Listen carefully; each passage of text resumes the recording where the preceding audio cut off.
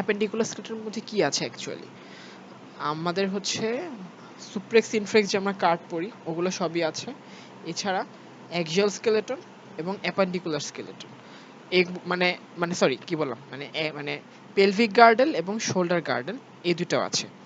আচ্ছা, একটু ওয়েট, আমি তাহলে হচ্ছে আজকে আমরা অ্যাপেন্ডিকুলার স্কেলেটনের ডেভেলপমেন্টটা পড়বো। অ্যাপেন্ডিকুলার স্কেলেটনটা হচ্ছে লাইক বাংলা এটাকে বলা হয় উপাঙ্গীয় কঙ্কাল। তো যাই হোক, আপার লিম্ব অ্যান্ড লোয়ার লিম্ব আছে, আর হচ্ছে পেলভিক গার্ডেল এবং শোল্ডার গার্ডেল আছে। পেলভিক গার্ডেলের মধ্যে আছে হিপ বোন পুরাটা, প্লাস স্যাক্রাম, মানে স্যাক্রাম না, ঠিক স্যাক্রাম তো ভার্টিব্রাল কলামের পার্ট, ওইটা না, মানে এখানে শুধু হিপ বোনটাই, ইলিয়াম ইস্চিয়াম পিউবিস যেটা এটা। আর শোল্ডার গার্ডেলের মধ্যে আছে তোমাদের ক্লাভিকল থেকে শুরু করে একদম হিউমেরাস থেকে একদম লাস্ট ডিজিটগুলো পর্যন্ত। মানে সরি, মানে শোল্ডার গার্ডেল আছে শুধু ক্লাভিকল আর স্ক্যাপুলা, আর বাকিগুলা হচ্ছে আপার লিম্বে। তো যাই হোক, আশা করি সবাই বুঝতে পারছো যে অ্যাপেন্ডিকুলার স্কেলেটনটা কি। এটা হচ্ছে পেরিফেরাল যে স্কেলেটন বা আমাদের যে লিম্ব স্কেলেটন, ওটাই হচ্ছে অ্যাপেন্ডিকুলার স্কেলেটন। তো আমরা ফার্স্টে একটু আপার লিম্ব আর লোয়ার লিম্বের মধ্যে কিছু ফান্ডামেন্টাল ডিফারেন্স আছে, ওগুলো একটু জেনে নেই। এটা হচ্ছে জেনারেল অ্যানাটমির একটা ইম্পর্টেন্ট কোয়েশ্চেন, এটা অনেক সময় জিজ্ঞেস করে আর কি, যে আপার লিম্ব আর লোয়ার লিম্বের কোনো ফান্ডামেন্টাল ডিফারেন্স বলতে পারবা কিনা। তো একটা হচ্ছে যেটা যে আমরা জানি যে আমাদের আপার লিম্বের যে ফ্লেক্সর কম্পার্টমেন্ট এবং লোয়ার লিম্বের ফ্লেক্সর কম্পার্টমেন্ট দুইটা হচ্ছে দুই জায়গায়। লাইক আমাদের আমরা যখন এলবো ফ্লেক্স করি তখন হচ্ছে আমরা বুঝতে পারি, আবার আমরা যখন নি ফ্লেক্স করি তখনও কিন্তু আমরা মানে বুঝতে পারি। এখন একটু তোমরা চিন্তা করে দেখো, যখন আমরা ফ্লেক্স করি এলবো তখন আমাদের লাইক এলবোর অ্যান্টেরিয়র যেই স্কিনটা ওইটাই কিন্তু একটা একটা কন্টাক্টে আসে। আর সো যেই মাসেলগুলো ফ্লেক্স করতে সাহায্য করে আমাদের আপার লিম্বকে, যেমন তোমার শোল্ডার রিজিয়নটার পরে যে আর্ম আছে, আর্মের যে ফ্লেক্সর মাসেলগুলো, মানে আর্মের ফ্লেক্সর কম্পার্টমেন্টের মাসেলগুলো হচ্ছে বাইসেপস ব্র্যাকাই এবং ব্রেকিয়ালিস, আর হচ্ছে কোরাকো ব্রেকিয়ালিস, এটা কিন্তু সব অ্যান্টেরিয়রলি থাকে। আবার ফোর আর্মের যে ফ্লেক্সর মাসেলগুলা এগুলো কিন্তু সব অ্যান্টেরিয়রলি থাকে। মানে ফোর আর্মের ফ্লেক্সর মাসেলগুলো কাকে ফ্লেক্স করে? রিস্টের ফ্লেকশনে সাহায্য করে, ফিঙ্গারের ফ্লেকশনে সাহায্য করে, যেমন তোমার flexor carpi radialis, flexor carpi ulnaris, flexor digitorum profundus, flexor digitorum superficialis, তারপরে হচ্ছে তোমার ফ্লেক্সর ফ্লেক্সর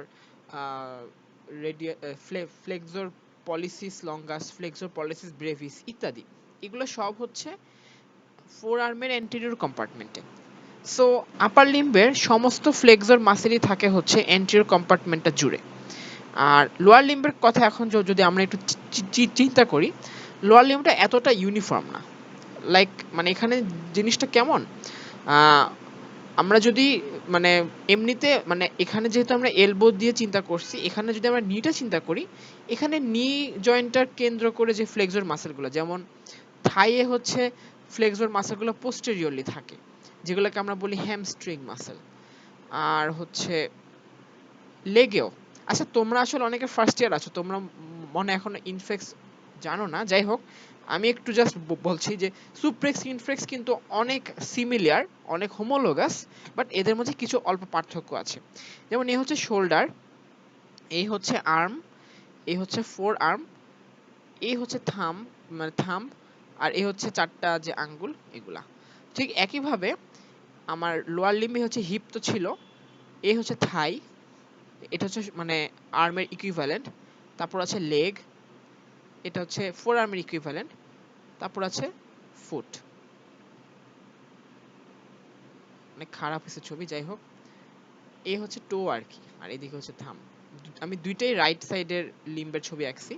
সো যেটা বলতেছি যে আর্মের মানে সরি আপার লিম্বের ফ্লেক্সর কম্পার্টমেন্টে অ্যান্টেরিয়রলি থাকছে, কিন্তু লোয়ার লিম্বের মেইন যে flexor compartment which is around the knee joint, সেটা কিন্তু আমরা পিছন দিকে পাই। শুধু হিপ জয়েন্টের যে ফ্লেক্সর কম্পার্টমেন্ট সেটা থাকে অ্যান্টেরিয়রলি। তোমরা যারা ইনফ্লেক্স পড়েছো তারা জানো যে ইলিওসোয়াস যে মাসেল, হিপের মেইন ফ্লেক্সর মাসেল, তারা ইউজুয়ালি অ্যান্টেরিয়রলি থাকে। আর নিয়ার যে extensor muscle gluteus, sorry hip জয়েন্টের যে এক্সটেন্সর মাসল গ্লুটিয়াস ওইটা থাকে posteriorly. So except hip joint, most of the flexor muscles of the lower limb are in the posterior compartments, আর upper limb হচ্ছে anterior compartments. তারপরে আরেকটা তোমার যেই ডিফারেন্স, ইম্পর্টেন্ট ডিফারেন্স ফিঙ্গারের ক্ষেত্রে বা ডিজিটের ক্ষেত্রে, আপার লিম্বে যে থাম্ব সেটা থাকে ল্যাটারালি, আর লোয়ার লিম্বের যেই থাম্বের ইকুইভ্যালেন্ট টো সেটা থাকে মিডিয়ালি। কেন আমরা থাম্ব বা টোকে একসাথে চিন্তা করতেছি এটা আমি একটু পরে বলবো, ক্লাসে শেষ হলে তোমার বুঝে যাবা জিনিসটার ইম্পর্টেন্সটা কি। আচ্ছা, কোনটার ফ্লেক্সিবিলিটি বেশি, আপার লিম্ব না লোয়ার লিম্ব? অবশ্যই আপার লিম্বের ফ্লেক্সিবিলিটি বেশি, কারণ আমাদের আপার লিম্ব দিয়েই কিন্তু বেশি ডাইভার্স কাজ করতে হয়, বেশি মেটিকুলাস কাজ করতে হয়। লোয়ার লিম্বের কাজের ভেরিয়েশন কিন্তু সেদিক থেকে চিন্তা করলে কম, unless you're a gymnastic. Okay, gymnastic না হলে আমাদের বেশিরভাগ মানুষের লোয়ার লিম্বের লাইক রেঞ্জ অফ মুভমেন্ট বলো বা যাই বলো সবই লিমিটেড। এই জন্য একইভাবে আপার লিম্বের রেঞ্জ অফ মোশনটা খুবই ওয়াইড, কিন্তু লোয়ার লিম্বের রেঞ্জ অফ মোশনটা বেশ ন্যারো। একইভাবে আপার লিম্বের ফ্লেক্সিবিলিটি এবং রেঞ্জ অফ মোশনটা যেহেতু অনেক ওয়াইড, এজন্য আপার লিম্বের টোটাল যেই সিকিউরিটি বলতে আমি বোঝাতে চাচ্ছি যে হাড্ডিগুলো কতটা সিকিউর ভাবে প্লেস থাকে তাদের জায়গায়, লেস সিকিউর, বাট এরা হচ্ছে মোর সিকিউর। এজন্য ট্রিভিয়াল ইনজুরি অর্থাৎ খুবই অল্প ইনজুরিতে ফ্র্যাকচার বা ডিসলোকেশন হওয়ার চান্স বেশি হচ্ছে আপার লিম্বে, লোয়ার লিম্বে না। হুটহাট করে আপার লিম্ব এর বোনস হচ্ছে ডিসলোকেট হয়ে যেতে পারে, ভেঙে যেতে পারে, but not so frequently lower limb. খুবই হাই লেভেলের ইনজুরি না হলে লোয়ার লিম্ব ইউজুয়ালি ভাঙে না, বা লোয়ার লিম্ব ইউজুয়ালি কোনো ইনজুরি হয় না। আচ্ছা, লিম্ব বাড। আচ্ছা, এই যে এই কথাটা একটা নতুন কথা, এটা আমরা আসলে এখনো যাই নাই, বাট আমরা যেমন লাংয়ের জন্য লাং বাড পড়ছি, লিভারের জন্য লিভার বাড পড়ছি, ঠিক তেমনি লিম্বের জন্য লিম্ব বাড বলে একটা কথা আছে। তো কোন সেগমেন্ট থেকে অ্যারাইজ করে, কোন সেগমেন্ট থেকে মানে হচ্ছে কি, লাইক হচ্ছে যে তোমার এরা বডি ওয়ালে যে কোরেসপন্ডিং যেই সেগমেন্ট থেকে এরা অ্যারাইজ করে সেই সেগমেন্টের নার্ভ সাপ্লাইটা কতটুকু আর কি। লাইক আমরা জানি তো যে নিউরাল টিউব থেকে সব জায়গায় একটা নার্ভ যায়, তো লিম্বার যে জায়গা থেকে অ্যারাইজ করে সেই জায়গাতে নার্ভ সাপ্লাইটা হচ্ছে যেহেতু C5 থেকে T1, so they arise in front of the C5 to T1 segment of neural tube.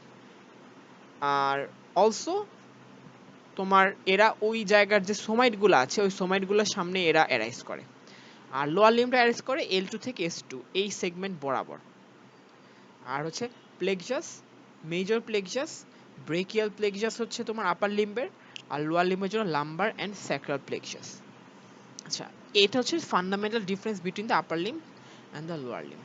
সবাই বুঝতে পারছো আশা করি। কারো কোনো কোয়েরি আছে এই এই এই স্লাইডটাতে?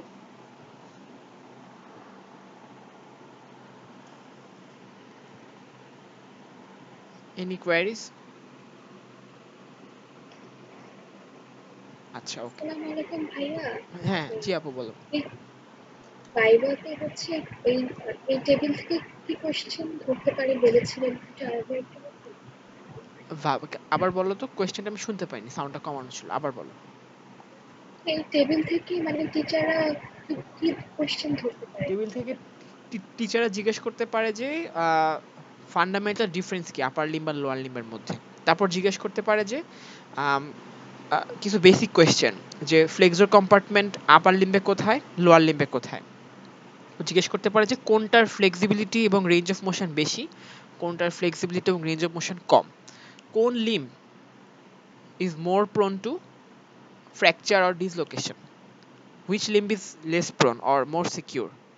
ঠিক আছে, এগুলো জিজ্ঞেস করতে পারে। বাট এটা মেইনলি একটা তো আছে যে তোমার ভাইভাতে জিজ্ঞেস করবে, বাট এছাড়া আজকে যে আমরা পড়বো লিম্বের ডেভেলপমেন্ট, সেখানে ডিফারেন্সগুলো খুবই ভালোভাবে মাথায় রাখতে হবে, না হলে কোরিলেট করতে পারবা না। সো সবাই আশা করি বুঝতে পারছো কি কি বলা হয়েছে।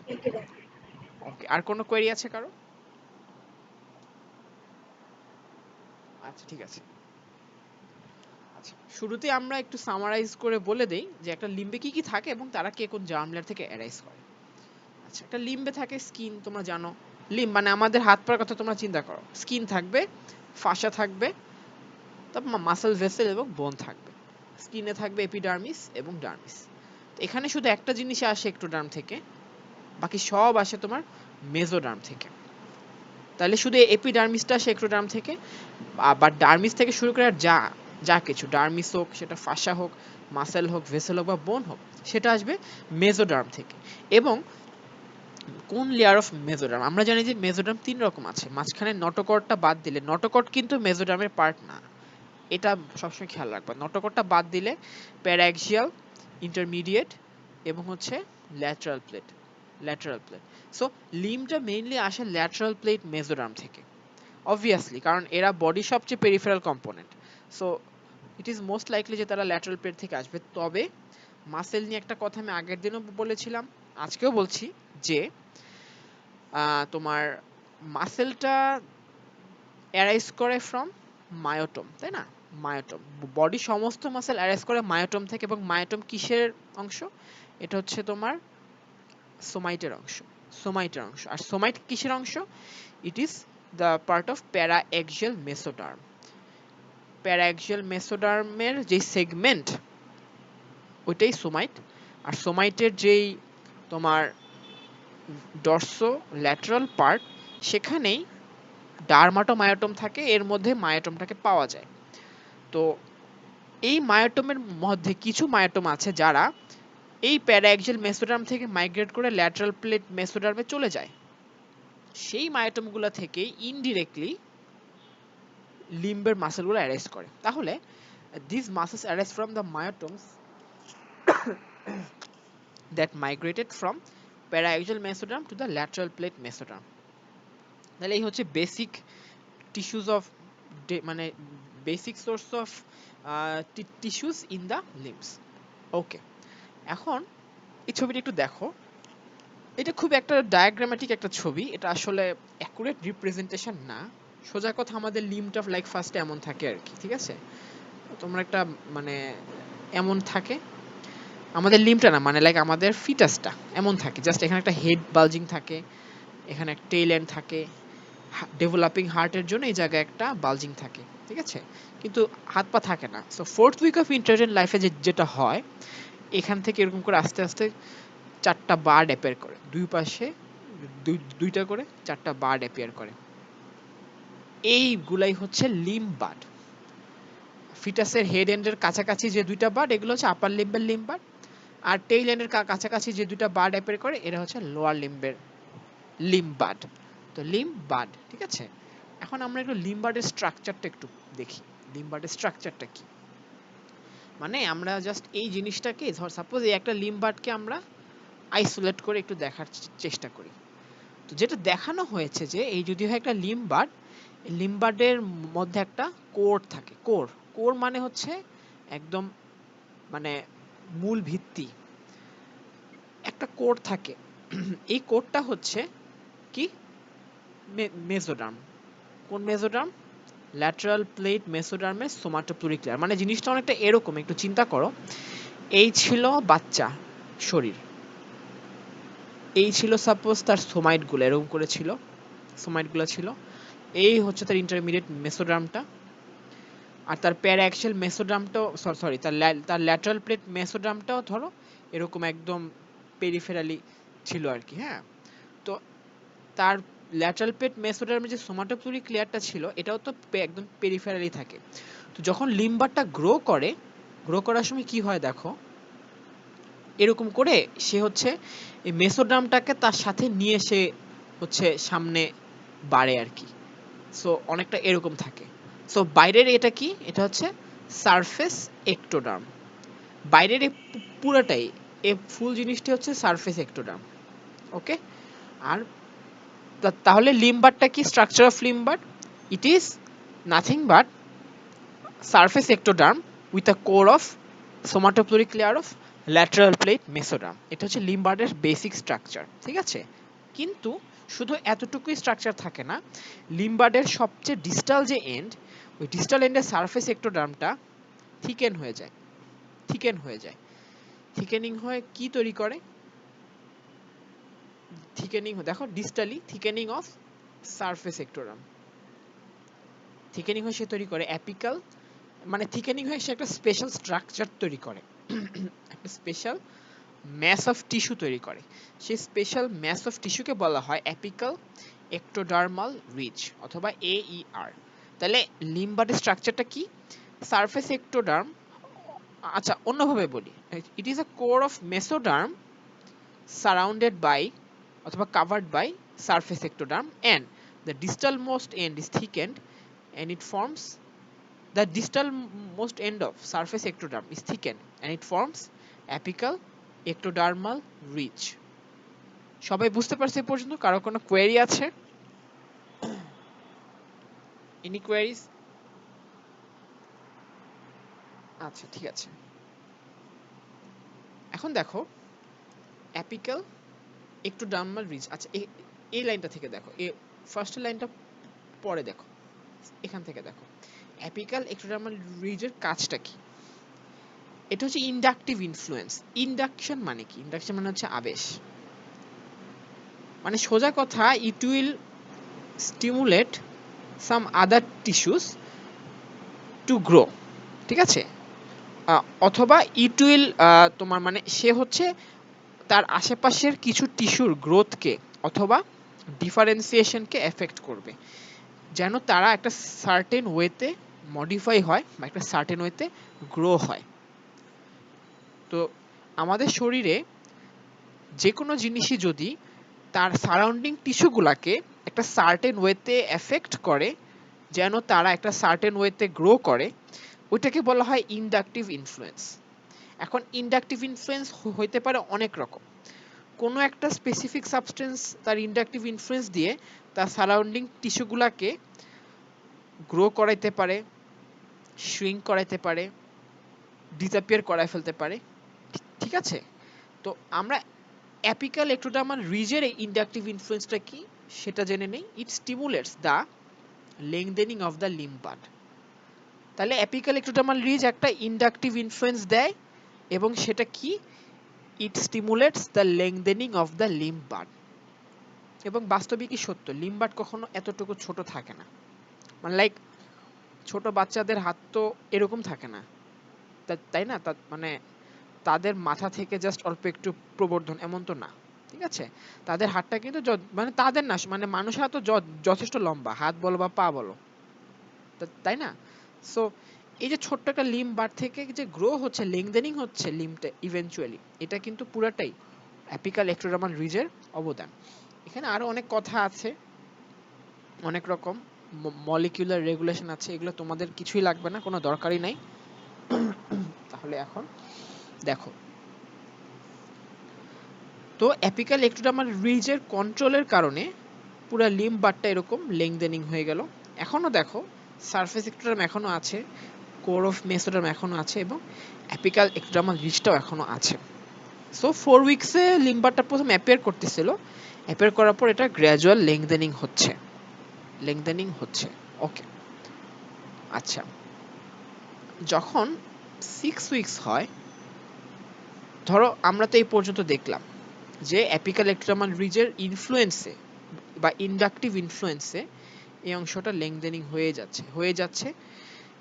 6 উইকসে এসে কি হয়, এই অ্যাপিক্যাল এক্টোডার্মাল রিজের ইনফ্লুয়েন্সেই কিন্তু হয় এটা, লিম্ব বার্ডের একদম ডিস্টাল এন্ডগুলা ফ্ল্যাট হয়ে যায়, ফ্ল্যাট, এবং পুরো লিম্ব বার্ডের সাথে এই ডিস্টাল এন্ডের একটা ডিমার্কেশন অ্যাপিয়ার করে, একটা মানে এখানে কি হয়, লাইক একটা কনস্ট্রিকশন অ্যাপিয়ার করে, এবং পুরো লিম্ব বার্ডের ডিস্টাল এন্ডটা ফ্ল্যাটেন্ড হয়ে যায়, ফ্ল্যাট, এই জিনিসটা ফ্ল্যাট, এই জিনিসটা হচ্ছে টিউবুলার বা সিলিন্ড্রিক্যাল, বাট এই এন্ডটা হচ্ছে ফ্ল্যাট, আর এই দুইটার মাঝখানে একটা কনস্ট্রিকশন অ্যাপিয়ার করে। তাহলে দেখো, during 6th week the terminal portion of the limb bud it's flattened, এবং আপার লিম্বের যে লিম্ব বার্ড সেখানে এটার নাম হচ্ছে হ্যান্ড, আর লোয়ার লিম্বের যে লিম্ব বার্ড সেখানে নাম হচ্ছে ফুট প্লেট।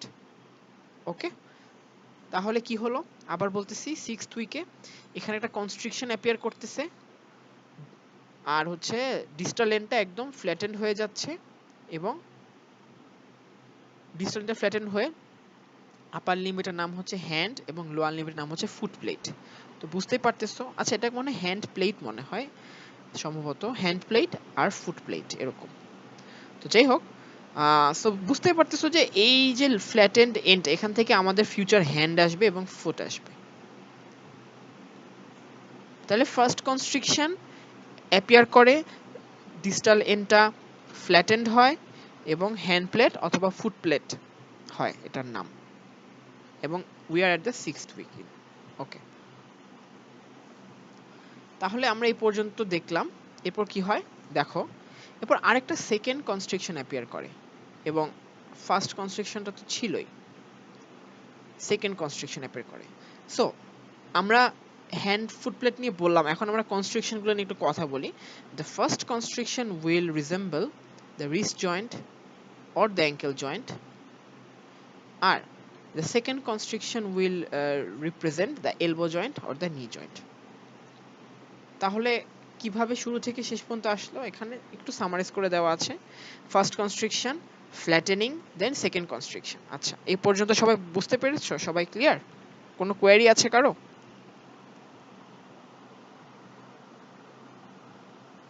আচ্ছা, ওকে। এরপর যেটা হয় দেখো, so we were at this stage, first constriction এবং সেকেন্ড কনস্ট্রিকশন অ্যাপিয়ার করলো। এরপর কি হয় তোমার, এই যে অ্যাপিক্যাল ইক্টোডার্মাল রিজটা, এটা তো ফার্স্টে সাপোজ এরকম একটা সলিড জিনিস ছিল, বাট হয় কি, এই অ্যাপিক্যাল ইক্টোডার্মাল রিজটার সেলগুলা আস্তে আস্তে অ্যাপোপ্টোসিস হওয়া শুরু করে, এরকম মানে এভাবে অ্যাপোপ্টোসিস হওয়া শুরু করে, এবং অ্যাপোপ্টোসিসটা ইনওয়ার্ডলি স্প্রেড করতে থাকে, ইনওয়ার্ডলি স্প্রেড করতে থাকে। তাহলে জিনিসটা কি দাঁড়াচ্ছে একটু দেখো তোমরা। এটা ফার্স্টে এরকম একটা সলিড একটা স্ট্রাকচার থাকে, এরকম অ্যাপিক্যাল, আমি শুধু এইআর এর কথা বলতে চাচ্ছি, মানে এটা শুরুতে একটা সলিড স্ট্রাকচার থাকে, বাট একটা সময় এখানে এরকম আস্তে আস্তে খাঁজ অ্যাপিয়ার করে কিছু, এবং এই খাঁজগুলো ইনওয়ার্ডলি এক্সটেন্ড করে, এরকম করে করে করে করে করে এরকম তোমার কয়টা ফ্র্যাগমেন্ট হয় প্রত্যেকটা অ্যাপিক্যাল এক্টোডার্মাল রিজ? 1 2 3 4 5, প্রতিটা অ্যাপিক্যাল এক্টোডার্মাল রিজ 5টা করে ফ্র্যাগমেন্টে ভাগ হয়, due to starting of apoptosis and their extension inwards. আস্তে আস্তে ইনওয়ার্ডস যেতে যেতে যেতে যেতে কিন্তু একদম ফিঙ্গার ক্লেফট পর্যন্ত চলে যায়। সো যাই হোক, কি হলো এখানে, apical ectodermal ridge divided into 5 parts by cell death. এই সেল ডেথটা কেমন, আমার বডির কাঙ্ক্ষিত সেল ডেথ, যেটাকে আমরা বলি প্রোগ্রামড সেল ডেথ, এবং প্রোগ্রামড সেল ডেথের আরেকটা নাম হচ্ছে এপোপ্টোসিস। এখন অ্যাপোপ্টোসিসের ফলে যে সেলগুলো ডেথ, আচ্ছা যাই হোক, তাহলে শুরু হয় সেল ডেথ, এবং this extends inwards, inward extension of the apoptosis. দেখো এটা ইনওয়ার্ড এক্সটেন্ড করছে অ্যাপোপ্টোসিসটা, এবং যখন সেলগুলো ডেড হয়ে যায় তখন ডেড সেলস আর ফ্যাগোসাইটোস বাই ম্যাক্রোফেজেস। যাই হোক, এটা ইম্পর্টেন্ট না বেশি, এটা হচ্ছে অ্যাপোপ্টোসিসের একটা ফেনোমেনা। সোজা কথা, অ্যাপিক্যাল এক্টোডার্মাল রিজটা একটা সিঙ্গেল এন্টিটি থাকে, বাট একটা সময় এটা, এর মধ্যে তোমার মোট 4টা ক্লেফট অ্যাপিয়ার করে, 4টা ক্লেফট অ্যাপিয়ার করে, এটা 5টা ফ্র্যাগমেন্টে ভাগ হয়ে যায়, এবং this will lead to the future formation of fingers, this will lead to future formation of fingers. আর হচ্ছে কোন পাশে থাম্ব হবে, কোন পাশে লিটল ফিঙ্গার হবে, এসবেরও কিছু ব্যাপার আছে, কিছু মলিকুলার রেগুলেশন আছে, আমি এগুলা বলতেছি না আজকে, তোমরা একটু জানতে পারো। অনেকে একটা জিনিস আছে, নাম হচ্ছে সনিক হেজহগ, এটা একটা মলিকিউলার সিগন্যালিং প্রোটিন, এটা যেই পাশে থাকে সেই পাশে থাম্ব ফর্ম হয়, মানে যেই পাশে এর ইনফ্লুয়েন্সটা বেশি সেই পাশে থাম্ব ফর্ম হয়, আর উল্টা পাশে ফর্ম হয় লিটল ফিঙ্গার। যাই হোক, ইটস নট ইম্পর্টেন্ট, এটা মনে রাখারও দরকার নাই, কেউ যদি জাস্ট জিনিসটা জানো আগে থেকে, জাস্ট তাদের জন্য, আর কিছু না। আচ্ছা, এরপর কি হয়, অ্যাপিক্যাল এক্টোডার্মাল রিজটার যদি রয়ে যায় তাহলে সমস্যাটা কি হবে। অ্যাপিক্যাল মানে এক্টোডার্মাল রিজের কাজ কিন্তু গ্র্যাজুয়াল লেংথেনিং করা, সো লিম্ব লেংথেন হইতেই থাকবে হইতেই থাকবে। সো এটা কিন্তু আমার রেখে আর লাভ নাই, যখন এরকম ফিঙ্গার মোটামুটি ফর্ম হয়ে গেল তখন অ্যাপিক্যাল এক্টোডার্মাল রিজটা ডিসঅ্যাপিয়ার করে যাবে, ঠিক আছে, এবং লিম্ব গ্রোথ ইজ কমপ্লিট, লিম্বটা আর গ্রো করবে না, ফার্দার আরো কিছু মডিফিকেশন হবে, বাট এটাই হচ্ছে লিম্ব গ্রোথের শেষ, ঠিক আছে। তাহলে অ্যাপিক্যাল এক্টোডার্মাল রিজটা একটা সময় ডিসঅ্যাপিয়ার করে যাবে, এবং লাইক এটা কিন্তু এর ভিতরে তোমার হাড্ডি টাড্ডি সবই থাকবে আর কি, ওগুলো আমি এখনো দেখাইনি, এগুলা দেখাবো। যাই হোক, এটা কিন্তু আপার লিম্ব লোয়ার লিম্ব দুইটাই, শুধু হাত না বা শুধু পা না, আপার লিম্ব লোয়ার লিম্ব দুইটাকে রিপ্রেজেন্ট করতেছে আর কি। সো এই ছিল তোমার স্টার্টিং ফেজের ছবি। আর এখন যেরকম হবে ছবিটা দেখে ভয় পায় না, একটু উদ্ভট ছবি এই ছবিটা। এই হচ্ছে কমপ্লিটলি লিম্বটা ফর্ম হলো, দেখো আপার লিম্ব লোয়ার লিম্ব। ধরো ফার্স্ট, মানে ধরো এই হচ্ছে ফার্স্ট কনস্ট্রিকশন, এখানে রিস্ট জয়েন্ট, এখানেও ফার্স্ট কনস্ট্রিকশন অ্যাঙ্কেল জয়েন্ট। এই হচ্ছে সেকেন্ড কনস্ট্রিকশন, এই হচ্ছে এলবো জয়েন্ট, আর এটা আসলে দেখানো হয়নি এখানে ভালো, এটা হচ্ছে নি জয়েন্ট। আর এই হচ্ছে থাম্ব, আর এই হচ্ছে ফুট ফুট। আচ্ছা, দেখো এখন কিছু নতুন টার্ম তোমাদেরকে একটু বলি। আচ্ছা আগে বলো, এই পর্যন্ত যা বললাম তা কি সবাই বুঝতে পারছো? কোনো কোয়েরি আছে কারো? কোনো রিপিট করতে হবে?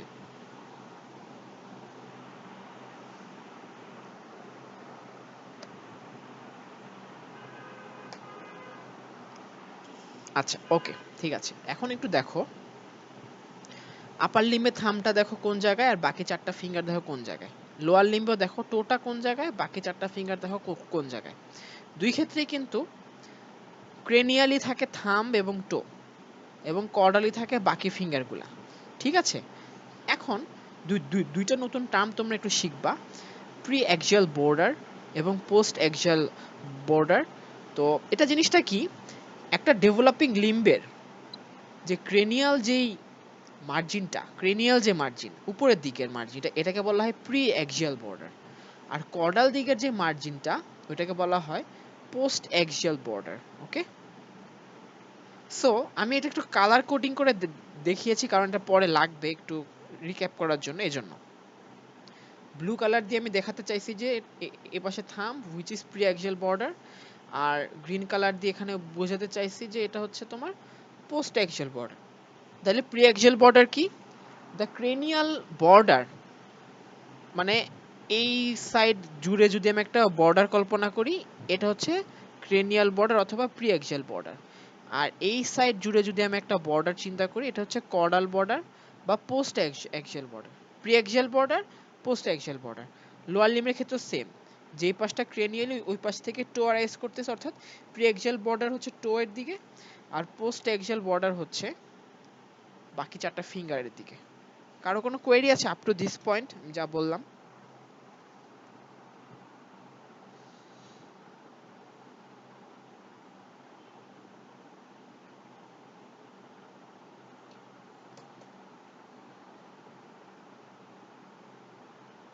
Any queries?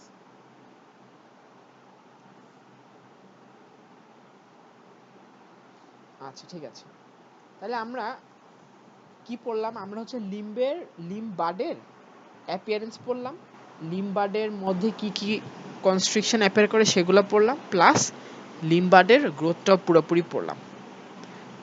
এখন তাহলে আমরা পরের সেগমেন্টটাতে যাই। কিন্তু একটা বাচ্চার কি জন্মের সময় সে এমন থাকে? অবশ্যই না, এমন থাকে না। জন্মের সময় সে কি সুন্দর গুটি-সুটি হয়ে থাকে না? সো ওইটাই হচ্ছে ফাইনাল পজিশন। সো এই তো ছিল ইনিশিয়াল একটা position during the growth of the লিম্বার্স, but finally আরো কিছু মুভমেন্ট হয়, সেই মুভমেন্টগুলো নিয়ে আমরা এখন পড়ব। এই মুভমেন্টগুলোর উদ্দেশ্যটা কি? To accommodate the fetus inside the uterus. এইভাবে থাকলে তো মায়ের ইউটেরাস ছিঁড়ে বাচ্চার হাত পা বের হয়ে আসবে, মায়ের পেট ছিঁড়ে বের হয়ে আসবে, ঠিক আছে? সো মায়ের ইউটেরাসে জায়গা হবে না বাচ্চার, এটা যেন জায়গা হয় এজন্যই হচ্ছে কিছু ফাইনাল মুভমেন্ট হয় লিম্বার্সে। ওকে, এবং দ্য লিম্বস আন্ডারগো কি কি মুভমেন্ট সিরিয়ালি। আমরা আসলে এটা এখন তোমাদেরকে জাস্ট বলতেছি, আমরা একটা একটা করে ব্যাখ্যা করব। এটা আমি আর না বলি এখন, যাই হোক পরে বলি। একটু দেখো, এখানে তিনটা মুভমেন্টের কথা বলা হয়েছে, অ্যাডাকশন, রোটেশন আর ফ্লেকশন। এটা হয় ফার্স্টে, এটা হয় সেকেন্ডে, এটা হয় থার্ডে, বাট এর মধ্যে অ্যাডাকশন আর ফ্লেকশন, প্রথমটা লাস্টেরটা, এই দুটো হচ্ছে আপার লিম্ব আর লোয়ার লিম্বে সেম একই রকম, আইডেন্টিক্যাল, একইভাবে হয়, একই প্রসেস হয়, একই দিকে হয়। বাট জাস্ট রোটেশনটা একটু উল্টা, একটু আলাদা। এটা আপার লিম্বে একরকম ভাবে হয় আর লোয়ার লিম্বে আরেক রকম ভাবে হয়। সো খেয়াল রাখবে সবাই একটু ডিফারেন্সগুলা। দেখো, ফার্স্ট মুভমেন্ট হচ্ছে অ্যাডাকশন।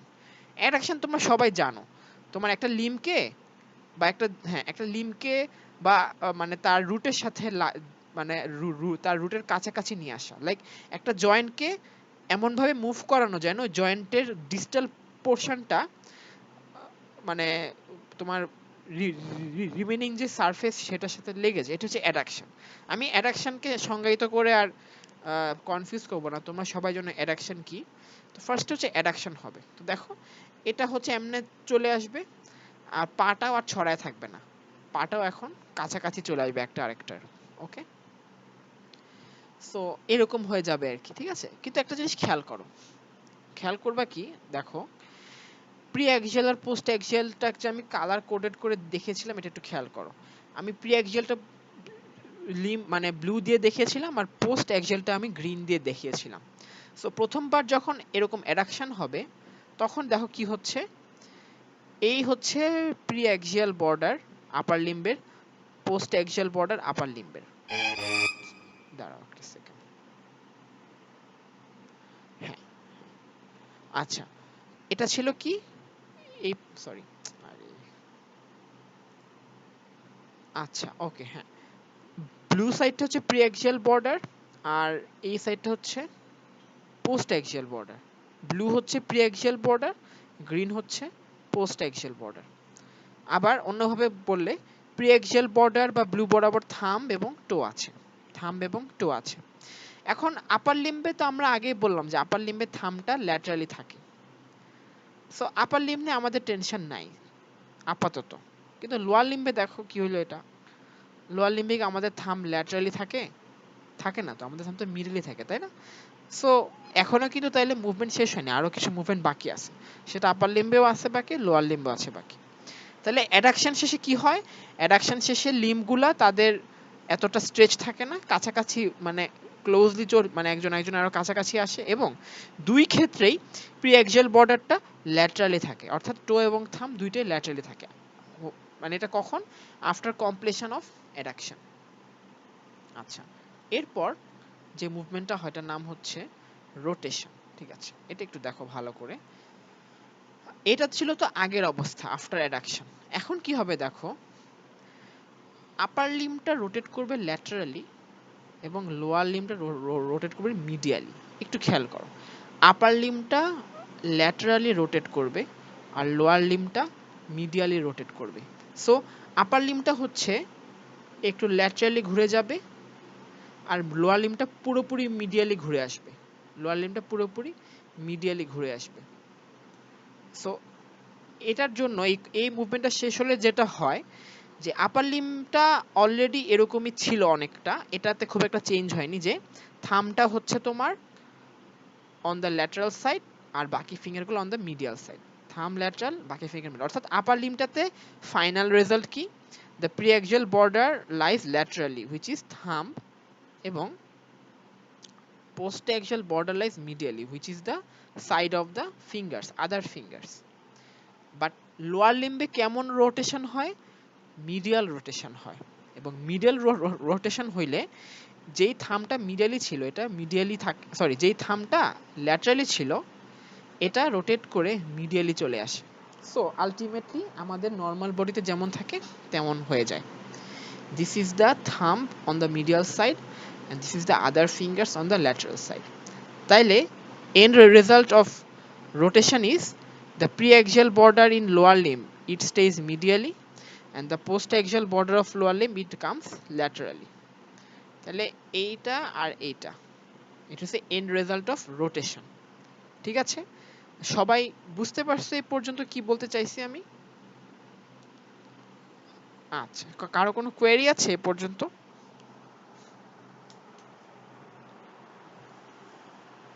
ভাইয়া রোটেশনটা আরেকবার বললে ভালো হতো। আচ্ছা আচ্ছা, আসলে এটা একটু ভিডিও আকারে করলে ভালো হতো, আমি আসলে ভিডিওটা না, এবার তোমরা একটু কল্পনা করো, ঠিক আছে, জাস্ট যে তোমার ফার্স্টে হচ্ছে অ্যাডাকশন হয়ে আছে লিম্ব দুইটা, অ্যাডাকশন হয়ে থাকার পর তোমার আপার লিম্বটা রোটেট করে ল্যাটারালি এবং লোয়ার লিম্বটা রোটেট করে মিডিয়ালি। এটা কিভাবে আমি আসলে বলতে পারি, একটু চিন্তা করি দাঁড়াও। তোমরা সব একটা কাজ করো, তোমরা তোমাদের হাত দুইটা একদম লাইক, ধরো হাত দুইটা যদি তোমাদের একদম তোমাদের লিম্বের সাথে মানে তোমাদের বডি ট্রাঙ্কের সাথে লাগানো থাকে, সে অবস্থায় তোমরা মানে কিভাবে লাগানো থাকবে, যে তোমাদের পাম সাপোজ তোমাদের মানে থাইকে টাচ করে আছে, ঠিক আছে, এই অবস্থায় তোমাদের লিম্বটা সাপোজ থাকে। তো এই অবস্থা থেকে তোমরা যদি লিম্বটাকে মানে আপার লিম্বটাকে ল্যাটারালি রোটেট করো, তাহলে কি অবস্থা দাঁড়ায়? তাহলে থামটা কিন্তু ল্যাটারালি ফেস করে। আবার তোমরা যদি তোমাদের তোমাদের যদি তোমাদের লেগটাকে ওয়াইড অ্যাপার্ট করে রাখো, সেখান থেকে যদি মিডিয়ালি রোটেট করো, দেখো ওয়াইড অ্যাপার্ট করে রাখলে কিন্তু তোমার লাইক, আমি তোমাকে কিভাবে বুঝাবো, সাপোজ ইয়োগাতে অনেক আসন আছে না, পদ্মাসন টাইপ কিছু, তো সেখানে লাইক আমরা যখন পদ্মাসনে বসি এমনভাবে বসি যে আমাদের থামটা কিন্তু একটু ল্যাটারালি মানে সরি টোটা গ্রেট টোটা একটু ল্যাটারালি চলে যায়, বাকি ফিঙ্গারগুলো একটু মিডিয়ালি থাকে। সো ওই অবস্থা থেকে আমরা যদি লোয়ার লিম্বকে মিডিয়ালি রোটেট করি, তখন টোটা চলে আসবে মিডিয়ালি আর বাকি ফিঙ্গারগুলো চলে যাবে ল্যাটারালি। অথবা এত কল্পনা করতে হবে না, সিম্পলি মনে রাখো যে আপার লিম্বটা ল্যাটারালি রোটেট করার কারণে এটা থামটা ফেস করে ল্যাটারালি, বাকি ফিঙ্গারগুলো ফেস করে মিডিয়ালি। বাট লোয়ার লিম্বটা মিডিয়ালি রোটেট করার কারণে এটার যেই গ্রেট টো সেটা ফেস করে মিডিয়ালি, বাকিগুলো ফেস করে ল্যাটারালি। এবং প্রিএক্সিয়াল বর্ডার বলতে যেটা বুঝাইলাম, আপার লিম্বের টোটা তখন আপার লিম্বের থামটা তখন চলে যায় ল্যাটারালি, আর লোয়ার লিম্বের টোটা তখন চলে আসে মিডিয়ালি, এন্ড ভাইস ভার্সা। মানে মোটামুটি কি বুঝতে পারছো জিনিসটা, যে রোটেশনটা কোন লিম্বে কিভাবে হয়, তাহলেই হবে। জি ভাইয়া। আচ্ছা, আমি আসলে ভিডিও এই স্লাইডে বা আজকের ক্লাসে ইনক্লুড করতে পারি নাই। আমি চেষ্টা করব যে ক্লাস শেষে তোমাদেরকে একটা ভিডিও দিতে, সেই ভিডিওতে তোমরা একটু ভিজুয়ালাইজ করতে পারবা, বাট তোমরা তোমাদের নিজেদের বডির মুভমেন্ট দিয়ে তোমরা জিনিসটা রিক্রিয়েট করতে পারবা, ঠিক আছে? আই গেস মানে লাইক শুরুতে তোমরা এমন করে যদি একটু বসো, তারপরে হচ্ছে অ্যাডাক্ট করো, তারপরে এভাবে রোটেট করো, হয়তো তোমরা বুঝতে পারবা যে আমাদের বাচ্চাদের শরীরে অনেকটা এমন কিছুই হয়, ঠিক আছে? যাই হোক, নট ম্যান্ডেটরি, জাস্ট মানে জিনিসটা একটু মনে রাখো, একটু ভিজুয়ালাইজ করো, তাহলেই হবে। আচ্ছা আচ্ছা, ঠিক আছে, ওকে। তাহলে আমাদের অ্যাডাকশন হইল, রোটেশন হইল, বাট বাচ্চা তো এভাবেও থাকে না, বাচ্চা থাকে ফ্লেক্সড অবস্থায় একদম মায়ের পেটে। সো আলটিমেট যে মুভমেন্টটা হয় প্রত্যেকটা লিম্বের, দ্যাট ইজ দ্য ফ্লেক্সড পোশ্চার, ঠিক আছে? এবং ফ্লেকশন হয়ে হয়ে হয়ে সে হচ্ছে মায়ের বডির ভিতরে এভাবে অ্যাকোমোডেট করে। ওকে, সো এই ছিল হচ্ছে যে about the final movement of the limbs to their final position. তবে এই লাস্ট যে মুভমেন্টটা, এটা কিন্তু আসলে just to accommodate the baby inside the mother's womb. জন্ম হওয়ার পর কিন্তু তারা আবার এই অ্যাটায়ার নিয়ে বের হয়, ঠিক আছে? মানে এই অ্যাটায়ারই থাকে কিন্তু তাদের ফুল লাইফ। ওকে, সো সবাই বুঝতে পারছে এই পর্যন্ত how the limbs move into their final position? কারো কোনো কোয়েরি আছে আর?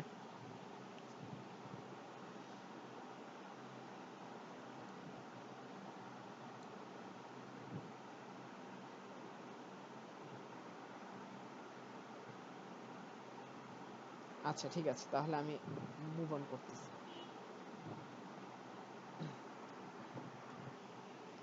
আজকের ক্লাসটা খুবই ছোট ক্লাস, সো এই জন্য আমি একটু বারবার তোমাদের জিজ্ঞেস করতেছি, কারণ আজকের ক্লাসে মানে কনসেপ্টগুলো খুবই ইম্পর্টেন্ট, বাট কনসেপ্টের পরিমাণ খুবই কম। যাই হোক, এখন হচ্ছে একটু বলি যে লাইক লিম্বগুলো তো শুধু অ্যাপিয়ার করে না, লিম্বগুলোতে সব কিছু ফর্ম হয় ঠিক মতো, ঠিক আছে? সো আমি যে সারফেসে একটু বললাম, ওইটা থেকে তো ধরো স্কিন আসলো, সাপোজ এপিডার্মিস আসলো স্কিনের, ঠিক আছে?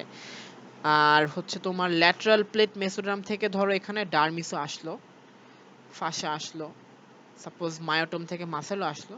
এখন আসি বোনসের ব্যাপারে। তোমার এই যে বোনগুলা, এগুলা আসে কোথা থেকে? সবই ল্যাটারাল প্লেট মেসোডার্ম থেকেই আসে। ল্যাটারাল প্লেট মেসোডার্ম থেকে কি আসে মানে আমি কি বলেছিলাম আগের দিন একটা কথা বলেছিলাম যে আমাদের বডিতে তোমার মেজেনকাইম বলে একটা জিনিস আছে, যে তোমার mesenchyme is nothing but embryonic connective tissue. এক এক অর্গানের মেসোডার্ম এক একটা সোর্স থেকে আসে। সো লিম্বের মেজেনকাইম কোত্থেকে আসে? From the somatopleuric layer of lateral plate mesoderm. So somatopleuric layer of lateral plate mesoderm থেকে কিন্তু লিম্বের মেজেনকাইম আসে। আসলে আমি উল্টাভাবে যাই তাহলে একটু ভালো হবে। Somatic layer of lateral plate mesoderm থেকে কি আসে? লিম্বের মেজেনকাইম আসে। আর হোয়াট ইজ মেজেনকাইম? এটা হচ্ছে loosely organised embryonic connective tissue, অথবা তারা হচ্ছে ইম্যাচিউর কিছু কানেকটিভ টিস্যু। তো এই মেজেনকাইমের স্টেম সেল লাইক প্রপার্টি থাকে, এটা আমরা জানি, স্টেম সেল লাইক প্রপার্টি। এবং এখান থেকে কি কি সেলের জন্ম হয়? আমরা বলেছিলাম কি? ফাইব্রোব্লাস্ট, কন্ড্রোব্লাস্ট এবং osteoblast. I guess you guys remember from the last class যে কানেকটিভ মানে মেজেনকাইম থেকে আলটিমেটলি ফাইব্রোব্লাস্ট, কন্ড্রোব্লাস্ট এবং অস্টিওব্লাস্ট জন্ম নেয়। এটা সব জায়গার মেজেনকাইম থেকে, সেটা লিম্বের মেজেনকাইম হোক আর তোমার মাঝখানে ভার্টিব্রার মেজেনকাইম হোক, সব জায়গা থেকে 3 রকম টিস্যু বা 3 রকম ইম্যাচিউর সেল জন্ম দিতে দেখা যায়। সো লিম্বের মেজেনকাইম গুলা ইনভ্যারিয়েবলি কন্ড্রোব্লাস্ট তৈরি করে, এবং কন্ড্রোব্লাস্ট থেকে আলটিমেটলি তারা মানে কন্ড্রোব্লাস্ট থেকে কি হয়? ফার্স্টে দেখো, এই ব্লু কালার দিয়ে আমি কার্টিলেজ বুঝাইছি, কার্টিলেজ, ঠিক আছে? তো কি হয় তোমার লিম্বের যে mesenchyme gives rise to chondroblast, এবং this chondroblast give rise to cartilaginous model. কি? Cartilaginous model of a bone. এবং এই কার্টিলাজিনাস মডেলটাই তোমার ইন্ট্রাইউটেরিন লাইফে প্রথম অ্যাপিয়ার করে লিম্বের ওখানে অ্যাজ বোন, ঠিক আছে? মানে অ্যাজ বোন না, মানে ইন প্লেস অফ বোন, তখনও কিন্তু বোন ফর্ম হয় নাই। আস্তে আস্তে একটা সিঙ্গেল পয়েন্ট থেকে ইন্ট্রাইউটেরিন লাইফে ফার্স্ট অসিফিকেশন স্টার্ট হয়। একটা সিঙ্গেল পয়েন্ট থেকে পেরিফেরালি ছড়ায় যায়, সার্কামফারেন্সিয়ালি ছড়ায় যায়। তো যেই পয়েন্টটা থেকে ইন্ট্রাইউটেরিন লাইফে ফার্স্ট অসিফিকেশন স্টার্ট হয়, ওইটাকে আমরা বলি প্রাইমারি অসিফিকেশন সেন্টার। তাহলে what is primary ossification centre? এটা হচ্ছে যে the ossification centre that arises in intrauterine life before birth usually, ওইটা হচ্ছে প্রাইমারি অসিফিকেশন সেন্টার। অথবা এমনভাবে বললে বেশি ভালো যে ইট is the first ossification centre to appear in a বোন। সবসময় যে ইন্ট্রাইউটেরিন লাইফে অ্যাপিয়ার করবে এমনটা না, কিছু এক্সেপশন আছে, এজন্য ওই সংজ্ঞাটা পারফেক্ট না। সো কি বলবা মানে জিনিসটা কি আসলে? The first ossification center that appears in a bone are called primary ossification center. R long বোনের ক্ষেত্রে এই প্রাইমারি অসিফিকেশন সেন্টারগুলো ইউজুয়ালি কোথায় অ্যারাইজ করে? শেফট বা ডায়াফাইসিস যে রিজিয়নটা, মানে বোনসের মাঝামাঝি যে মেইন যে পোর্শনটা, সেই অংশটা ডেভেলপমেন্টের ক্ষেত্রে তোমার এই প্রাইমারি অসিফিকেশন সেন্টারটা অ্যারাইজ করে। তাহলে কি হইলো? প্রাইমারি অসিফিকেশন সেন্টার অ্যারাইজ করে এই পুরো অংশটা অসিফিকেশন করবে, কার্টিলেজ থেকে এটাকে বোন বানায় দিবে। আর লং বোনের ক্ষেত্রে প্রাইমারি অসিফিকেশন সেন্টার থেকে কোন পার্টটা ফর্ম হয়? ইউজুয়ালি শ্যাফট অথবা ডায়াফাইসিস ফর্ম হয়, শ্যাফট অথবা ডায়াফাইসিস। তাহলে কি বললাম? লিম্ব, সোমাটিক লেয়ার অফ বা somatopleuric layer of lateral plate mesoderm থেকে অ্যারাইজ করবে মেজেনকাইম। এই মেজেনকাইমগুলা it will give rise to chondroblast, এবং এই chondroblast গুলা they will form a cartilaginous model, and it will start ossification from a single center, এবং যেই centre থেকে ossification start হবে এটাকে বলা হবে প্রাইমারি অসিফিকেশন সেন্টার। এটা ইউজুয়ালি ইন্ট্রাইউটেরিন লাইফে হয়, এবং এই প্রাইমারি অসিফিকেশন সেন্টার থেকে যে অংশটুকু ডেভেলপ করবে এটা হচ্ছে তোমার শ্যাফট অফ দ্য বোন অথবা ডায়াফাইসিস। জাস্ট আমরা লং বোনের কথাই বলতেছি যেহেতু আমরা লিম্ব নিয়ে কথা বলতেছি। তাহলে কি হলো এটা? একটা কার্টিলাজিনাস মডেল অ্যাপিয়ার করে এবং এখানে অসিফিকেশন স্টার্টস বিফোর বার্থ, ওটা হচ্ছে প্রাইমারি অসিফিকেশন সেন্টার, এবং ওখান থেকে কি ফর্ম হয়, ডায়াফাইসিস অথবা শ্যাফটস অফ বোন ফর্ম হয়। এই পর্যন্ত সবাই বুঝতে পারছো যা বললাম? সবাই ক্লিয়ার? কোনো কোয়েরি আছে কারো? এই ছবিটা থেকে কারো কোনো জিজ্ঞাসা আছে? সবাই কি বুঝতে পারছো? আচ্ছা, ঠিক আছে। এরপর দেখো কি হয়, বাচ্চাটা জন্ম হয়ে যায়। জন্মের আগে কিন্তু জাস্ট এই ভাইয়া এটা কি ডায়াফাইসিস। মানে হ্যাঁ হ্যাঁ হ্যাঁ, বলো। হ্যাঁ ভাইয়া যখন হচ্ছে লিমটা হচ্ছে ডেভেলপ করে মানে সাথে সাথে কি বোনসটাও তখন ডেভেলপ করে? হ্যাঁ, এগুলো সব শুনো, এমব্রিওলজিতে যা বলবো একটা ক্লাসে সিঙ্গেল সবই সাইমultaneous প্রসেস, ঠিক আছে? বাট আমরা সুবিধার জন্য একটার পর একটা বলি, হ্যাঁ? সবই জি। সাইমultaneous প্রসেস, একটার সাথে মানে একই সাথে সমসাময়িক হয় সব। ওকে, আচ্ছা, হ্যাঁ, তারপরে বলো, আর কোনো কোশ্চেন আছে কারো? আচ্ছা, ঠিক আছে। তো আমি যেটা বলতেছি যে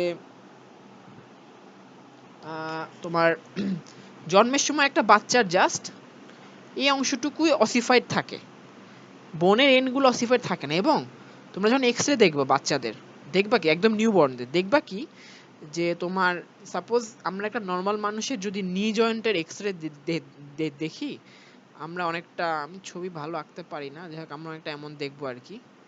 আর এখানে হচ্ছে তোমার এরকম টিবিয়াটা থাকবে, আর তোমার এই পাশে ফিবুলা থাকবে। এই হচ্ছে আমরা একটা বড় মানুষের এক্স-রে দেখবো। বাট বাচ্চার এক্স-রেটা কেমন হবে দেখো, বাচ্চার এক্স-রেটা এমন এমন থাকবে, জাস্ট এমন এমন থাকবে, হ্যাঁ, এরকম থাকবে জাস্ট। ওর ওর বনি এন্ডগুলো দেখাই যাবে না, কারণ ওখানে কোনো বনি ফর্ম হয়নি এখন, ওগুলো এখনো কার্টিলাজিনাস মডেলটাই পারসিস্ট করতেছে। সো জন্মের পরে এই বনি এন্ডগুলাতে অসিফিকেশন সেন্টার অ্যারাইজ করে একই সাথে, অলমোস্ট একই সাথে আর কি, হ্যাঁ, অলমোস্ট একই সাথে। তো কথা হচ্ছে কি, যে অসিফিকেশন সেন্টারগুলা অ্যারাইজ করে after the primary ossification centre, usually after birth, usually ওগুলোকে বলা হয় সেকেন্ডারি অসিফিকেশন সেন্টার। এবং সেকেন্ডারি অসিফিকেশন সেন্টারগুলো অসিফাই হয়ে গেলে সেখান থেকে বোনের এন্ডগুলা ফর্ম হয়, যেগুলোকে কি বলা হয়, এপিফাইসিস। কিন্তু বাচ্চাদের দেখো, ডায়াফাইসিস আর এপিফাইসিসের মধ্যে একটা single thin slice of cartilage কিন্তু রয়েই যায়, পারসিস্ট করেই যায়। এটাকে বলা হয় কি, এটাকে বলা হয় এপিফাইশিয়াল কার্টিলেজ। হিস্টোলজিক্যালি এটা এক প্রকার হায়ালিন কার্টিলেজ। তাহলে কি বললাম দেখো, এটা তো জন্মের আগে অ্যাপিয়ার করছে, আর এটা অসিফাই হয়ে যায় জন্মের পরপরই, বাট একটা thin layer of cartilage persist between epiphysis and diaphysis, সেটাকে বলা হয় এপিফাইশিয়াল কার্টিলেজ। এই এপিফাইশিয়াল কার্টিলেজটার কাজ কি, সেটা হচ্ছে এপিফাইশিয়াল কার্টিলেজটা ক্রমাগত এই পাশে এবং এই পাশে আরো অসিফাইড, মানে আরো তোমার বোনসের জন্ম দিতে পারবে এই পাশে এবং এই পাশে, এবং it will help in gradual lengthening of the bone. কি করবে, this will help in gradual lengthening of the bone. তাহলে আমি আবার বলতেছি, এপিফাইশিয়াল প্লেটে কার্টিলেজ রয়ে যায় এবং এই কার্টিলেজটার দুই পাশেই the bone can potentially grow. যেই জায়গাটা একবার অসিফাই হয়ে যায় সেই জায়গাটা আর কখনো গ্রো করতে পারে না, কিন্তু যেই জায়গায় কার্টিলেজ পারসিস্ট করে সেই জায়গাটা গ্রো করতে পারে। সো তোমরা একটা জিনিস হয়তো চিন্তা করতে পারছো যে যতদিন অ্যাপিক্যাল এক্টোডার্মাল রিজ থাকে, যতদিন লিম্বের লেংথেনিং হচ্ছে, ততদিন কিন্তু ততদিন পর্যন্ত অসিফিকেশন স্টার্ট হয় না। কারণ অসিফিকেশন স্টার্ট হয়ে গেলেই কিন্তু লিম্বের লেংথেনিংটা বন্ধ হয়ে যায়, মানে অসিফিকেশন স্টার্ট হলেও শেষ হয় না। যখন অ্যাপিক্যাল এক্টোডার্মাল রিজটা ডিসঅ্যাপিয়ার করে যায়, তখনই পুরোপুরি ভালোভাবে তোমার শ্যাফটটা অসিফাই হয়। আবার জন্মের পরে এন্ডগুলো অসিফাই হয়ে যায়, but thin layer of cartilage persist between the epiphysis and diaphysis, এবং তখন ওই জায়গাগুলো দিয়ে দুই পাশে বোনটা লম্বায় বাড়ে, ঠিক আছে, লম্বায় বা প্রস্থে যেভাবে বাড়ুক বাড়ে, ঠিক আছে। আচ্ছা, লম্বাই মনে হয় বাড়ে, জন্মের পর মনে হয় প্রস্থে খুব একটা বাড়ে না, বেশিরভাগ লম্বাতেই বাড়ে। যাই হোক, তো যে কথাটা বলতেছি যে এইটাকে বলা হয় epiphyseal cartilage and it allows the growth of the baby. এবং তো ঠিক আছে, যাই হোক, তাহলে একটু সামারাইজ করে এখানে বলি যে after birth ossification starts at the ends of the বোন। এটাকে বলে সেকেন্ডারি অসিফিকেশন সেন্টার, এবং ওই পার্ট থেকে যে বোনটা ডেভেলপ করে এটাকে বলে epiphysis. They correspond to the end of the bone. আর thin hyaline cartilage between epiphysis and diaphysis, epiphyseal cartilage বলা হয় এটাকে। It allows growth at both direction, এবং এজন্য এটাকে গ্রোথ প্লেটও বলা হয়। তাহলে দেখো, এপিফাইশিয়াল কার্টিলেজকে গ্রোথ প্লেটও বলে, ঠিক আছে, গ্রোথ প্লেটও বলে। এখন আমি গ্রোথ প্লেট নিয়ে কিছু ইম্পর্টেন্ট কথাবার্তা বলি। ছোট বাচ্চাদের যদি ফ্র্যাকচার হয় এবং সেই ফ্র্যাকচারটা suppose it did not involve the growth plate, এই তো গ্রোথ প্লেট, ফ্র্যাকচারটা ধরো এই বরাবর হয়েছে অথবা এই বরাবর হয়েছে, যদি এই বরাবর এভাবে ফ্র্যাকচার হয় তাহলে কোনো সমস্যা হবে না, তাদের ফ্র্যাকচারে ঠিক হয়ে গেলেও they will continue to grow and lengthen nicely, কারণ এপিফাইশিয়াল প্লেটটা আনএফেক্টেড আছে। বাট তাদের ফ্র্যাকচারটা যদি কখনো এপিফাইশিয়াল প্লেটের মধ্য দিয়ে হয়, সাপোজ এখানে এপিফাইশিয়াল প্লেট এই বরাবর ফ্র্যাকচার লাইনটা ক্রস করছে, লাইক এপিফাইশিয়াল প্লেটটা এফেক্টেড, তখন তুমি ফ্র্যাকচার যদি হিল করতে চাও ফ্র্যাকচার হিল হবে, কিন্তু এপিফাইশিয়াল প্লেটটা আর আগের মতো কাজ করবে না। তো যদি এটা গ্রোয়িং এজে হয়, সাপোজ এই হচ্ছে তার নি, সরি নি তো না, এটা হচ্ছে ফিমার, এই হচ্ছে তার ডান পাশের ফিমার, এই হচ্ছে তার লেফট সাইডের আরে হ্যাঁ, এই হচ্ছে তার লেফট সাইডের ফিমার।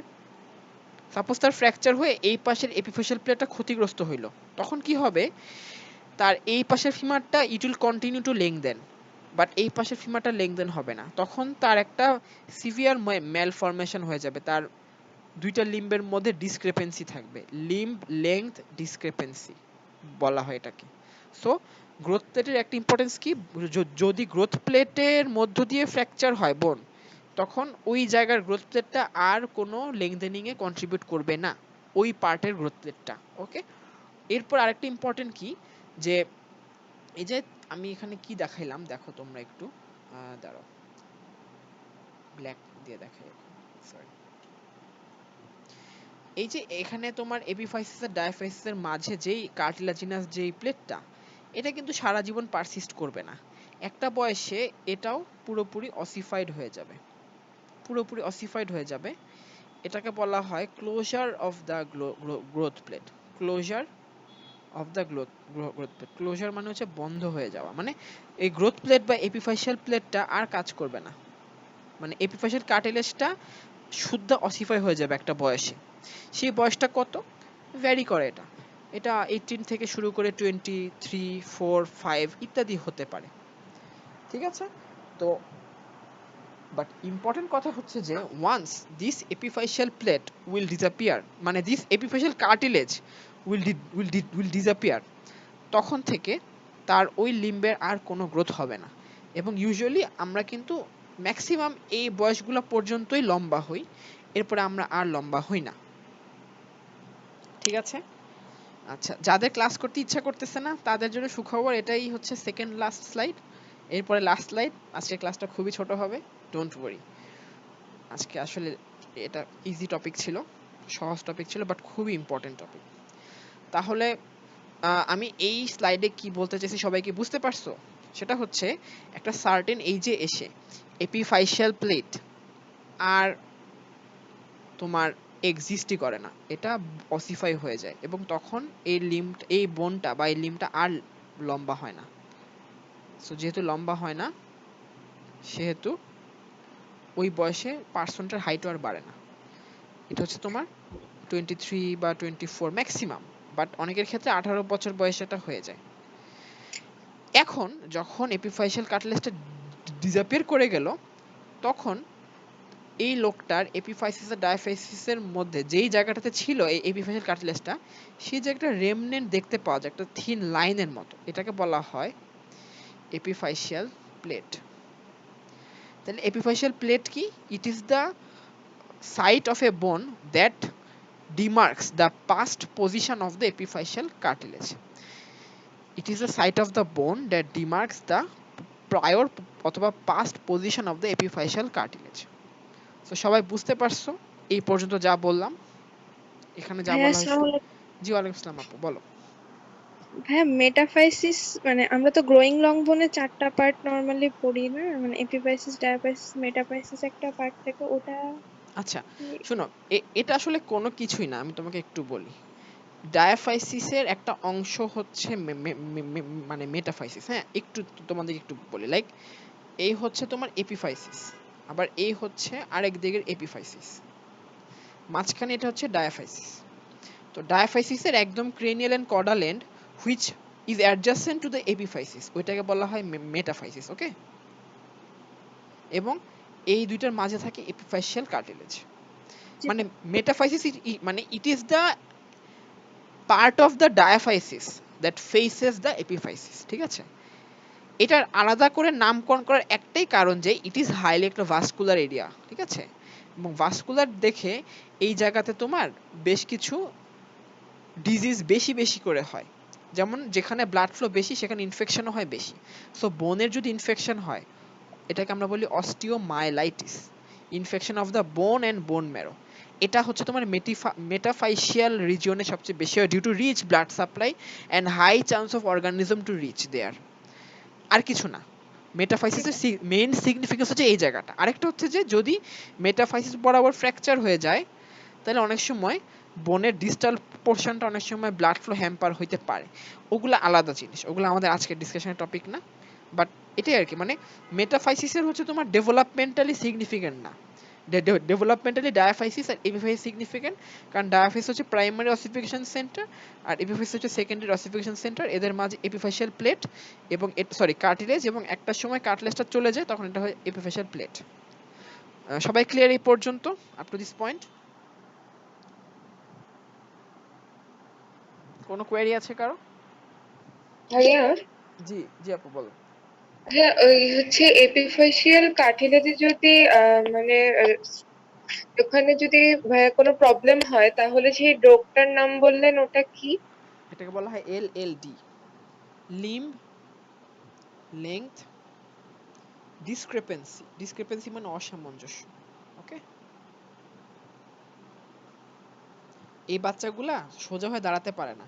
আমাদের নর্মাল মানুষের যে হিপ লাইনটা হরাইজন্টাল থাকে, হ্যাঁ, এক সাইডের অ্যান্টেরোসুপিয়াল স্পাইন আর আরেক সাইডের অ্যান্টেরোসুপিয়াল স্পাইন একদম এক সমান্তরালে থাকে।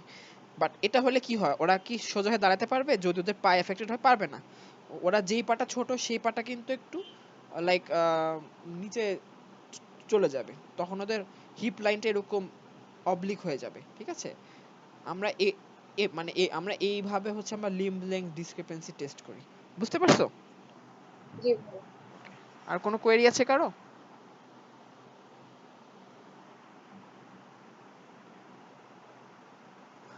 আচ্ছা ওকে, তাহলে আমি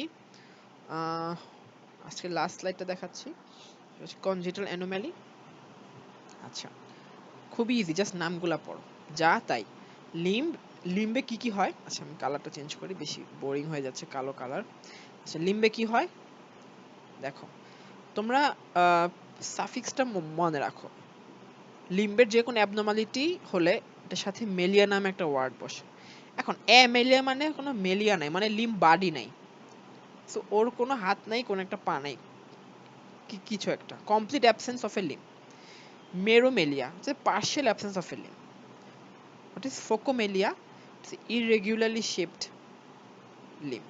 ইররেগুলারলি শেপড প্লাস অবশ্যই শর্টও হয় অনেক সময়। আর এটার সাথে থ্যালিডোমাইড নামে একটা ড্রাগের কথা বলা হয়েছে, যে থ্যালিডোমাইড ড্রাগ এর কারণেই ফোকোমেলিয়াটা সবচেয়ে বেশি হতে দেখা যায়। আচ্ছা একটু বলি তোমাদেরকে এর ইতিহাস। এটা হচ্ছে তোমরা কি কেউ ব্রেকিং ব্যাড দেখছো? জি ভাইয়া। ব্রেকিং ব্যাডের একদম ফার্স্ট এপিসোডে ড্রাগটার কথা বলে, খেয়াল করছিলা কেউ? আচ্ছা জি যাই হোক, ভাইয়া।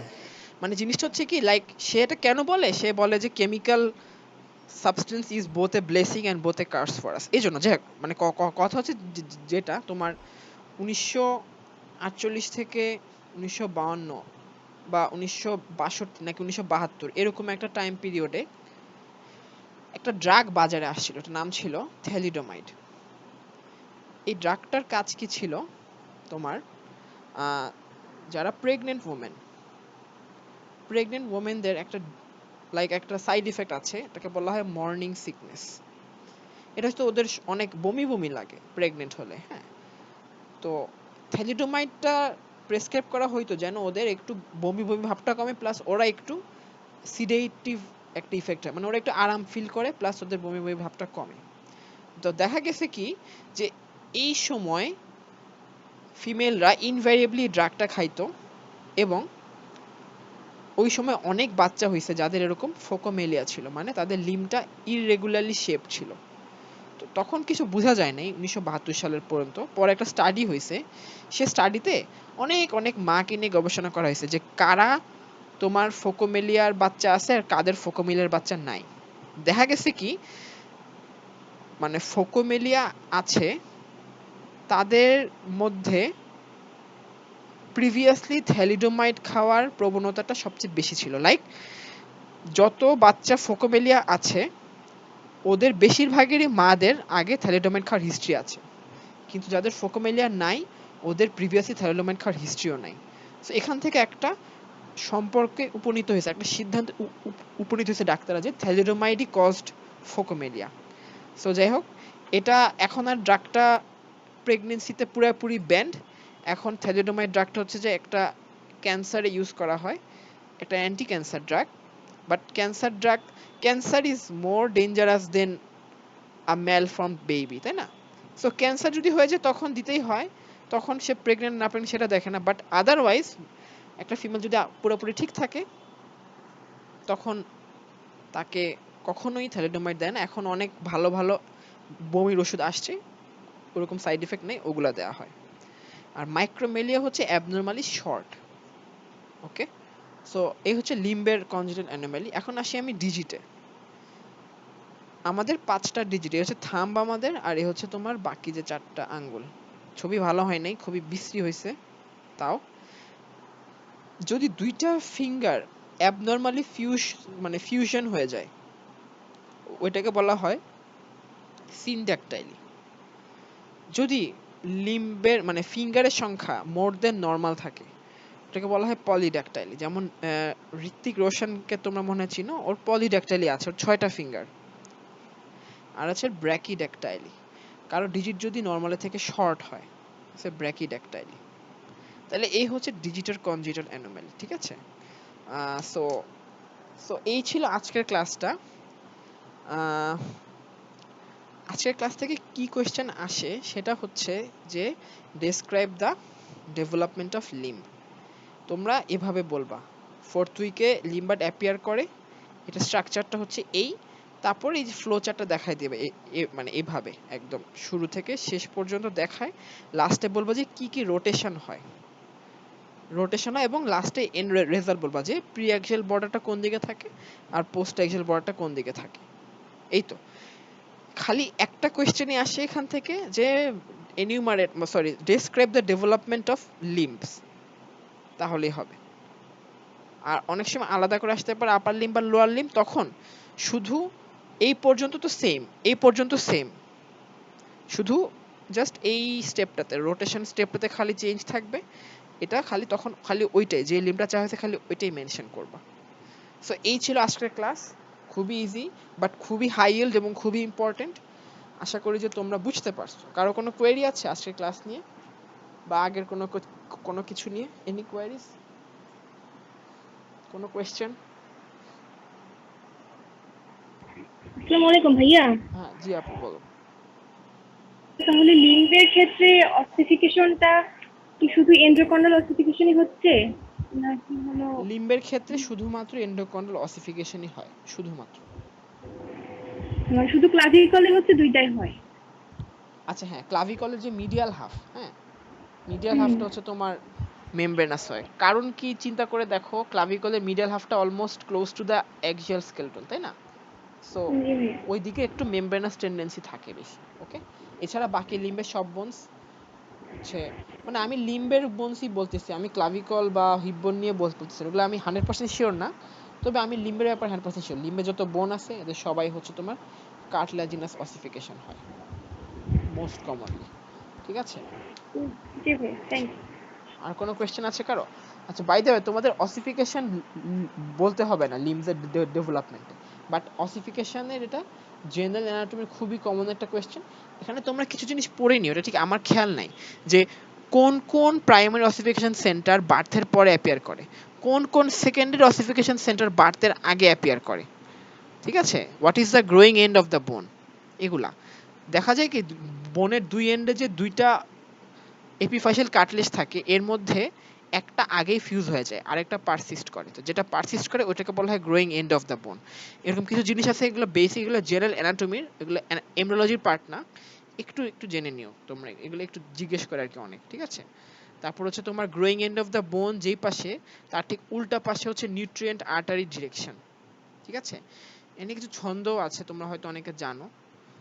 নি I free elbow I go. হ্যাঁ, from the knee I flee to the elbow I go, এটা কিসের ডিরেকশন? এটা হচ্ছে নিউট্রিয়েন্ট আর্টারি ডিরেকশন, ঠিক আছে। দেখো আমি একটু একটু বলেই দেই, from the knee I flee to the elbow I go, মানে কি আমি যদি এলবোর কথা বলি, to the elbow I go মানে হচ্ছে এলবোর দিকে, মানে হচ্ছে কি এই যে হিউমেরাস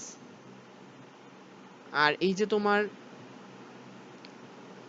আলনা আর রেডিয়াস, এদের নিউট্রিন আর্টারিটা এরকম যে হিউমেরাসের আপার এন্ড আর লোয়ার এন্ড যদি এরকম হয়, হিউমেরাসের নিউট্রিন আর্টারির দিকটা হচ্ছে আপার এন্ড থেকে লোয়ার এন্ডের দিকে, আর আলনার আলনার নিউট্রিন আর্টারির ডিরেকশনটা হচ্ছে লোয়ার এন্ড থেকে আপার এন্ডের দিকে, নিউট্রিয়েন্ট আর্টারির ডিরেকশন। তাহলে গ্রোয়িং এন্ড হবে উল্টা দিকে, অর্থাৎ হিউমেরাসের গ্রোয়িং এন্ড হচ্ছে এখানে আর আলনার গ্রোয়িং এন্ড হচ্ছে এখানে। আবার যদি আমরা নিয়ের কথা চিন্তা করি, দেখো নিটা এরকম অনেকটা, এই হচ্ছে ফিমারটা আর এই হচ্ছে তোমার টিবিয়া আর fibula. To the knee flee মানে কি এখানে nutrient direction away from the knee joint, তাহলে ফিমারে হচ্ছে তোমার আপওয়ার্ডস আর সো গ্রোয়িং এন্ড হচ্ছে নিচে, আর তোমার টিবিয়াতে হচ্ছে তোমার নিউট্রিয়েন্ট আর্টারি ডিরেকশন ডাউনওয়ার্ডস আর গ্রোয়িং এন্ড হচ্ছে উপরে। তোমরা যারা জানো না তারা আসলে গ্র্যাস করতে পারবা না অল্প সময়, বাট যারা জানো তারা একটু এভাবে ভালো এই জিনিসগুলো ভালো করে খেয়াল রেখো। যারা জানো না তারা অবশ্যই সামনে জানবা, যখন তোমরা তোমাদের যখন অ্যানাটমি ক্লাস হবে বা পড়াবে যখন, তখন তোমরা জানবা। সো খুব ভালো করে খেয়াল রাখতে হবে কি কি জিনিস বললাম আমি, নিউট্রিয়েন্ট আর্টারি, একটা বোনের নিউট্রিয়েন্ট আর্টারি প্লাস একটা বোনের গ্রোয়িং এন্ড, এই জিনিসগুলা, ঠিক আছে। এই জিনিসগুলো খুব ভালো করে পড়বা এবং ছন্দ দিয়ে খুব সহজে মনে রাখবে, জাস্ট লিমসের গুলা খেয়াল রাখলেই হবে। এই যে তোমার আর্মে কি, ফোর আর্মে কি, আর নিতে কি, থাইয়ে কি, এখানে যে বোনগুলো আছে ওদের কোন দিকে নিউট্রিয়েন্ট আছে এবং কোন দিকে গ্রোয়িং এন্ড।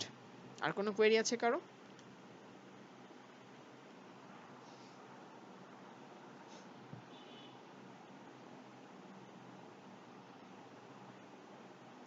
আচ্ছা ঠিক আছে, আমার কাছে মনে হচ্ছে যে আজকে ক্লাসটা বেশ ছোট ছিল।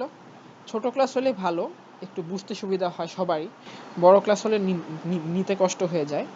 তো দেখি সামনের ক্লাসগুলো যদি ছোট করতে পারি করব, তবে সিলেবাসটা আসলে এমন যে বেশি ছোট করা সম্ভব না, আসলে এক ক্লাস অনেক কিছু কভার করতে হয়। তো যাই হোক, আর কারো কোনো কোয়েরি যদি না থাকে, I think I can end the class. আর কারো কোনো কোয়েরি না থাকলে রাজীব ভাইয়া আপনাকে অনুরোধ করছি যে তাহলে ক্লাসটা শেষ করতে পারি কিনা। জি হ্যাঁ, কারো যদি আচ্ছা কোনো প্রশ্ন থাকে তাহলে ক্লাসটা হ্যাঁ, শেষ করে দিতে পারি। ওকে ওকে ভাই, আপনাকে অনেক অনেক ধন্যবাদ। আমি ভাইয়া জাস্ট হ্যাঁ হ্যাঁ ভাইয়া, জি ভাইয়া বলো। হ্যালো হ্যালো, কেউ কি কিছু জিজ্ঞেস করেছো? কোনো কোয়েরি আছে কারো?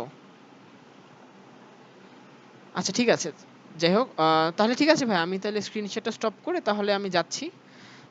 আমি সামনের দিনে হচ্ছে ফ্যারিঞ্জিয়াল আর্চ পড়াবো, ব্রেঙ্কিয়াল আর্চ বা ফ্যারিঞ্জিয়াল আর্চ।